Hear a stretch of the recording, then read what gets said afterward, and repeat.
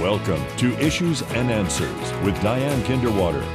Issues and Answers is presented as a public service to inform, educate, and better the lives of New Mexicans. And now, Issues and Answers with your host, Diane Kinderwater. Welcome to the program. I'm Diane Kinderwater. Thanks for watching Issues and Answers and KCHF TV. We all like to watch TV, don't we? Of course we do. That's why we're here. But we also, many of us like to read. Some of us for the entertainment value, some of us to escape, and of course to learn about the world around us. But one thing that we may not have thought about is our leaders reading. How important is it for the people who lead us, teachers, bank presidents, they take control of our money, legislators, President of the United States, our governor, how important is it for our leaders to read and those of us who are leaders? Well, it's important because reading encourages better decision making. That's better for all of us and a lot of other things for our leaders. On the program today, we're going to talk about an organization, Executive Women's International, which is a leadership group, and how they're working to improve literacy and reading across our state and across their chapters. So we'll find out how these leaders are finding it very important to teach our leaders of the future how to read. Stay with us as we discuss literacy and Executive Women's International right after this. Literacy and Executive Women's International, that's what we're going to talk about on our program today, how this organization, the chapter here in New Mexico, is improving literacy in our state and why it's important to read. Of course, we all know it's important to be able to get their classworks done. Those are for traditional students, and they teach non-traditional students also. But also, it's important for our leaders to be able to read, to know that they're making the best decisions possible. So that's the importance. Of course, so many reasons are important to read. And thank you, Shelley Swope, who is the Vice President of Executive Women's International. Thank you for having me. And been a member for 2 years, part of this now, organization. Yes. And Samantha Patrick, thanks so much, Samantha. 5 years with Executive Women's International. And you are the Corporate Reading Rally Director. Yeah. So you know all about the organization and how you're working on reading. We did a show regarding Executive Women's International. It's a local chapter. It's been in New Mexico, here in Albuquerque, since 1992, and the organization worldwide, or at least internationally wide, Executive Women's International, I think since 1936. And again, they're connecting people, women and men are invited to be a part of this organization to connect with each other and to thrive on your businesses, but also a big part is giving back to the community. And part of that, as you can tell us, is your literacy program and STEM program. Absolutely. So take it away, Samantha Swope. Shelley Swope. Shelley Swope. We focus on 3 things: careers, connections, and community. And how we focus on community is by partnering with a Title I school, Hodgen Elementary. And Which school? Hodgen Elementary. It's at Montgomery and between Carlisle and San Mateo. Oh, on Montgomery? Off of Montgomery. It's Okay. on, I think, Morningside, but one of those little schools, like Okay. a little area there. So we focus on that school as our school we partner with. We do a reading rally and a STEM event, and we just help these kids be interested in reading and learning. It's so important to us. So your organization, again, you connect, but also the community, and you've taken on this school Correct? Mm-hmm. around Montgomery and Yep. Morningside. Yep. And what do you do at the school? We do a reading rally where we get together and focus on reading and literacy, and then a STEM event, which is a science, technology, engineering and math. And we partner with Sandia Labs to put on that event. That's for 5th graders. The reading rally is for 2nd graders, but we do a lot of different details. It's been really fascinating. That's actually the reason I got into the organization. When I moved to Albuquerque, when I was in 3rd grade, Hodgen was the first school that I went to. And so it's, tender to me. I was like, oh, I love that little school. And going back there, I can't believe how much smaller or how much bigger it is than it looked when I was a kid. I don't know. It just looks, everything's the same, but I'm like, wow, it's just different, And also we do a scholarship program called Assist. It's adult students in scholarship transition. And I went back to school as a mother of two. My youngest was 6 months old. And I went back to school, which was very challenging, as you can imagine, paying for school and being able to be a mother, a single mother of two kids. And so having scholarships for non-traditional students was so important to me. And what do you mean you went back to school? I graduated high school, of course, but I went to college for about a year and just didn't know what I wanted to do with my life. And so I decided to just, not go to school. And then when my youngest was 6 months old, I figured I need to have a career to be able to support these kids. And so I went back to school, technically to be a nurse at the time, but I actually graduated with an English degree because that I discovered really was my passion. And so education is so important to me, not just, college level, but you have to start young. These kids are so impressionable when they're young, and when you start and you motivate them and they see the opportunities that this gives them, you never know where it'll take them. Samantha Patrick, you are the director of the reading program, the reading rallies. Give me some examples. And again, we have education of our tax dollars, around almost 50%, if not more, or just a little less, goes into education. So we as taxpayers, we are funding education. How different, or what different is Executive Women International doing at Hodgkins Elementary? So since I've been a part of the EWI, we have grown our reading rally. So we give them school supplies at the mid-year point. That way we can, because that's typically when their school supplies already run out, and so we replenish their school supplies. What do you mean, what school supplies? So we do crayons, paper, scissors, rulers, markers, all of that to go into the students' hands. Also, we provide each student with a hardback book, and anything That's a else. treasure. That's a nice treasure. It's to have, great. isn't it? And so And this is for second graders. Yes, this is for the second graders, and anything that we have extra, we donate to the library. But the cool thing is we get to do that here locally, but at our conference that we do annually, there's a corporate reading rally. So this last year in September, I was over the corporate portion of it. And so I got to partner with Ronnie she has a bunch of last names. Ronnie Ashford Rivera Capin. She is the author of Coco, the books for Coco. And so she she lives in Tucson, and so we got to partner with her and have her come and do a play and skit with the students, and it was a lot of fun. But she came here to New Mexico? In Tucson. She went to our conference. It was so much fun getting to know her on a personal level, and then watching her just thrive with the kids. It was amazing. And some of those kids were like, this is better than Christmas. And so, because we gave them shoes and school supplies and books. So I think that literacy is important because everything that we do in our life comes down to literacy. Literacy is the understanding of. And so it doesn't just apply to reading. It can be science. It can be driving your car. It could be a lot of different things. So just understanding the world around you. And so Ronnie does a really good job of taking that concept. And her books are Spanish and English. And so she writes them in both languages. It's really, really, really awesome. Back here locally, Samantha, for the past 4 years, as you've been the director of the reading rally here, what you're giving them at midpoint, these things, you're giving them a book. You have to do, we'll talk about your fundraising later, but what is a rally? It is just loving on those kids, showing them it is fun to be. So it's not an event, I mean, do you go there as, okay, tell me a little bit about. So we do, we go to the school, and we Who's we, the members of? Executive Women's International. Okay. And we are in their library, the school's library, and all the second grade students come in, and we have either the baseball players from UNM come and read, so local celebrities. We've had Catherine Chaya, Mrs. New Mexico, and we just love on the children and spend time with them and get them excited about reading books.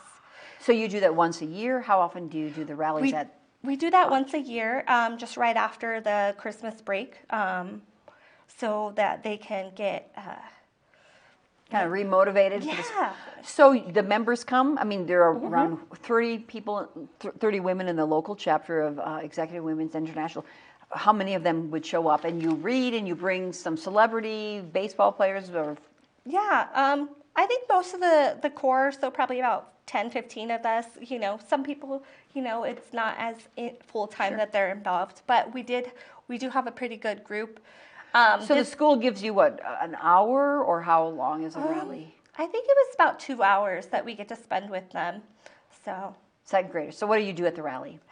we read books with them. We give them In small groups, or? No, it's one big group. Last year we did have something really cool that we got to do. We are in New Mexico, and so hot air balloons are a thing here. And so there's quarter-size hot air balloons, like remote control ones. So I was able to get one of my friends to bring his hot air balloon. So we got to have an education moment around what a hot air balloon would be and like why it works and stuff like that. So it was a lot of fun to watch the kids just interact with the balloon and the pilots and stuff. So just trying to get them excited and have a really fun day. And the other four, were you involved in that Yes, one? I was. Yes. I think the favorite part for the kids were the baseball players reading to them, because they actually sat in a row and had the books. They read, and and kids are so funny. They would raise their hand and be like, I have a question. And be like, I like your name. That was his question. Because he had the same name. Were they wearing their uniforms? They were, yeah. It's just, I think it makes the kids feel really special. And maybe they don't get to feel special that often. And they get to feel very, very special that day. And in the past, what other examples? So you were there. Tell me your description of the event. Yes, you show up, and then all the kids come in and they see all the decorations. We decorated with balloons. That was our theme. And then they get to sit down and they listen to the baseball players read, and then they get to go around, and we have all these books that we've placed out, and they get to pick their book. We don't choose a book and go, here's your book. Oh, that's exciting. They get That's to pick the exciting. book. Yes, and they could pick a book that's above their level. So say they want to pick a 5th grade book, they can. And then they can challenge themselves in reading a more complicated book than maybe they're ready for. But that's okay. That's how you learn. When you give them the supplies, do you go, is that another event? It's at the end. We just give it to them, as they're leaving. Otherwise, they'd be very distracted. Like, ooh, what's in here? No, but it's that same event at the Yes, reading rally. You yeah. give them the event. Yes. Tell me some other rallies that you've had in the past. So we've incorporated the last year STEM because I've been preaching that like literacy is more than just reading a book. And so it's the understanding of, and we have Sandia Labs as our partner, so why wouldn't we partner in STEM? And I love the STEM world because I come from an engineer dad, and so he works at the labs, but like, I want to get away from that, like, engineering and doctor. Like, there's a lot of things out there that are STEM that aren't traditional STEM, and so Like what? like hairstylists, they're doing chemistry, plumbing, and they're doing like electricity and like flow of water. There's a lot that goes into it that I think that our conversations around STEM are I never thought of it that way. right. Right? So, I mean, have you talked I mean, to a could you plumber? tell your hairdresser you're a chemist? That's pretty cool. Isn't that? I mean, and so it's like rewriting that conversation. So and like, with the kids too. yeah, and so like showing them that science and math and engineering can be cool, and it doesn't have to be a doctor. It doesn't have to be all the things that we've been saying for a while. So just trying to broaden that STEM, and even dance and music. It's all math and science. So I just really love like broadening that. I was saying at the beginning of the program, because I read this on your website, Executive Women's International, that 4 reasons why leaders should be good readers is because, as I mentioned, reading encourages better decision making. Reading gives leaders an advantage. Of course, knowledge is power. We know Right. that. New and thoughtful ideas, and serves as a reminder of important concepts. But I've always been told that knowledge is power. You can't make decisions if you don't know. If you don't know, and what do you say? You have to be in the know. I don't know. What did I say? I just think that like having knowledge, no one can take that away from you. And it's really important to know who you are and have your own voice. And so like being able to learn and read and just understand the world around you, you're able to like navigate that better. Shelley, so what do the kids say? What do those second graders say? Oh, they just love it. Oh, they're so excited. You know, sometimes you have to calm them down just a little bit, you know, because they just get so excited. But they just love the idea of just, you know, the reading, being read to, especially by somebody important, like a basketball player, and then getting school supplies and seeing a balloon and just all the attention. And what does this mean for your organization as vice president of Executive Women's International? What does this giving back to the community mean to your organization? It's one of our chapter? core ideas. It's the careers, connections, and community, and that would be community. We are supporting our community by supporting children because that's where it starts. If you have a good foundation, you're going to be a good adult. So we just want to try to help with that as much as we can. And this is a Title I school. What does that mean? I think the percentage of children are below the poverty wage. Yes. Or on Isn't it something about how many kids are on free or reduced lunch free or or something? reduced lunch. I don't know this. Something It's like in that. an Yeah. economically Challenged. challenged area. But I think free and reduced lunch. So that school is there. Yes. Tell me about the fifth graders. What you do with them, Samantha Patrick. I was not at that event. Do you? I was, So yes. I'll let Shelley. But, But it's a a STEM event, and we here in this chapter. Yes. Okay. Yes. Same school, just we have the fifth graders, and we do it in the gym versus the library. So we bring in a bunch of Sandia scientists and engineers and whatever they do there, and a bunch of EWI women, and we set up stations. And each station will take maybe 6 kids at a time, and each one has an experiment going on. And then they rotate. So each kid gets to do every experiment that's there. I was at the magnets table, so not only did they get to experiment with magnets, I had like a piece of paper with all sorts of details about how magnets work, and I got to ask things like, do you know what the biggest magnet in the world is? It's the Earth. The Earth is a magnet. So, you know, and so sometimes they would listen to me and be like, oh, wow, I didn't know that. So I just got to teach them while they're having fun. And then there was also a robot dog. His name is Spot. He is a part of Sandia Labs, part of their philanthropy. And so they brought Spot, and Spot got to walk around and do flips and high fives. And That must have been fun. Yes. That was pretty cool. Got the and then kids we excited. also gave them like a goodie pack at the end with some snacks and different little things, just as a, you know, giving a go away. to encourage you for the reading in the future. Not just athletes or baseball players can be role models, but the chemists could be the next absolutely. role models. That's your event. We were discussing in another program. Athletes aren't just the heroes. There are a lot of other heroes that could be reading to these second graders. Yes. Fundraising. So to buy these books, to buy the school Right. supplies, to put all these events on. Tell me a little bit about that. So, you know, traditionally fundraising is events and like asking people. And so I don't know about you, but I'm pretty busy. And so we've gotten into writing grants and so or like applying for grants and learning about who gives to organizations that support kids. And so just leveraging the money that is already out there that people want to give. And so just if there's something that there's an organization that would like to give to something like ours, we would love that because we do want to expand our scholarships. Because there is a program that the corporate does have as a high school student into college. And we don't have that program here in Albuquerque. So, you know, we want to expand, and we want to expand on the STEM program and maybe do more reading rallies. So, At other schools? potentially, we're open to a lot of ideas. It's just we want to do more, but you know that takes fundraising, and so that's kind of my goal this year is just working hard on the fundraising, typically through grants, but you know having really good community partners as well. Tell me the difference with the corporate. You mentioned, well, you are the director of the corporate reading rally. Wasn't sure what the difference between the chapter and the corporate is. Yeah, so the corporate reading rally is at our annual reading rally, or at our annual conference. So that happens once a year. So that's at the corporate level.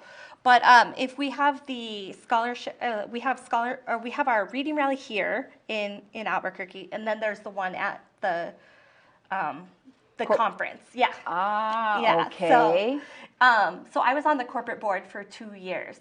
So you were in Tucson. Where were you the year before? The year before that was Chattanooga. And So there was the international corporate LCAM is what it's called. your leadership conference. conference was in Tennessee. So when you have it in Tennessee, then you did a reading rally for a school in Tennessee. Yeah. Okay. Yeah, and so like the premise is we go to a city that has a chapter, and then we love on that chapter and that school, and like we support them. It's a lot of fun. Yeah, it is. Yeah, so Tucson didn't have the program, and so we got to launch it there, and it was really fun. So I got to bring some of that back to Albuquerque, and Bring what back? just like the spirit of it. It was just a lot of fun to like love on these kids and just kind of come up with new ideas. So Do you have some new ideas? I want to get a local author. There's a couple chapters that have like young authors that are participating in their reading rallies, and I think that would be really awesome to help a young author or somebody that writes children's books. You know, to get somebody involved like that. It was a lot of fun to like have the kids collaborate because it was an all-year project. We were able to create some really cool stuff. What do you mean all year? It took an all year to coordinate this rally? Yeah, so last December we gave the school books, and then they did they did projects with the school, and then they presented them at our conference. So one girl had a Monopoly type board, like a game board, based on the book that they read, and so just like making it a long-term thing, not just the day that we do the reading rally. That makes sense. Yeah. That makes sense. That makes a lot of sense. Well, I read online something to do with during COVID, they did a video. I guess this was this the national one? No. Here in Albuquerque. It talked about Albuquerque and the University of New Mexico. Well, that was the baseball team. Did a reading rally, unable to physically be there, but I guess they did it via video. Were you part of that? Not yet. Okay. So we got creative, and one of our ladies wrote a poem, and I wish I could recite it, but like we all made a video like using the words and like kind of coordinated our words with what we were doing in that time, and so we made this really wonderful video that talked to the kids and like incorporated the book because we choose a book each year, and so. And then the corporate actually used it and like dispersed it to other chapters. That's how they got And so it was a lot of fun and kind of made us really proud. What do you see the future, Shelley? I just see it growing and expanding our things that we do now. We do we do meetings every month where we go to different locations. Last year, what we had is we went to the Ronald McDonald House one time, and we cooked meals for the people that stay at the Ronald McDonald House, usually people that have children that are sick, right across the highway. Ronald McDonald House is now right across from Presbyterian in that hotel. It's like the 3rd floor, I think. Anyway, so we made food for them, and so that was just one of our meetings. We just like to give back, and yeah. What's your business? What kind of business are you in? I am in outdoor sales. I sell windows and doors for Accent Southwest Windows and Doors. I've been doing that 10 years. So how has Executive Women's International benefited you and your business? I have gotten some business out of it, but that's not my main goal. If my main goal was to network and just get more business, there's a lot of other options. I like the fact that we give back. And that's my goal. I love Hodgen. I love scholarships. Well, that was your school. It was, yes. So that's what I like about it. But if I get some business, great. It makes me happy too. And Samantha, what's your business? I am with Nielsen Advertising Management and Entertainment, which is a local radio group. And so we do radio advertising and media buying, and like I don't know about the relationship with that and EWI just yet, but I do know that like I believe that being philanthropic makes you a good member of society. I think that it balances you out, and I think that it's important to give back, and you don't have to have a lot of money. You don't have to be involved, like, you know, you can just give your time. And So what did you join? why did I join? So I actually, I joined as a New York Life agent, and I was like, yes, business professional, right?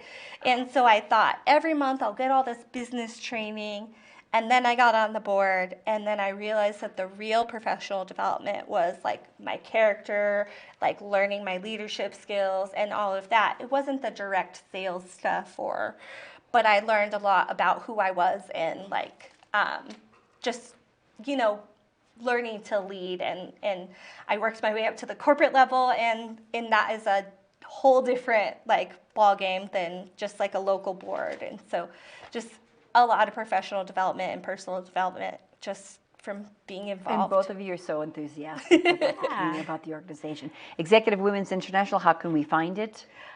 EWI.org? EWIABQ.org. That's it, okay. Again, a little slower. EWIABQ.org.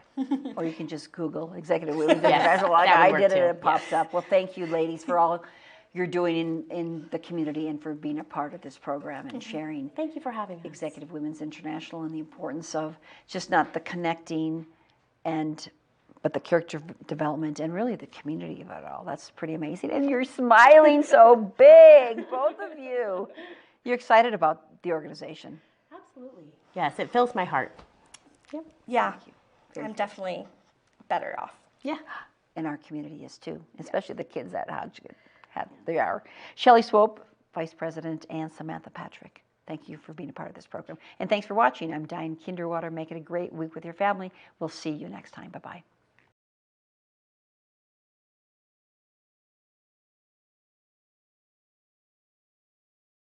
Issues and Answers with your host Diane Kinderwater is presented as a public service to inform, educate, and better the lives of New Mexicans.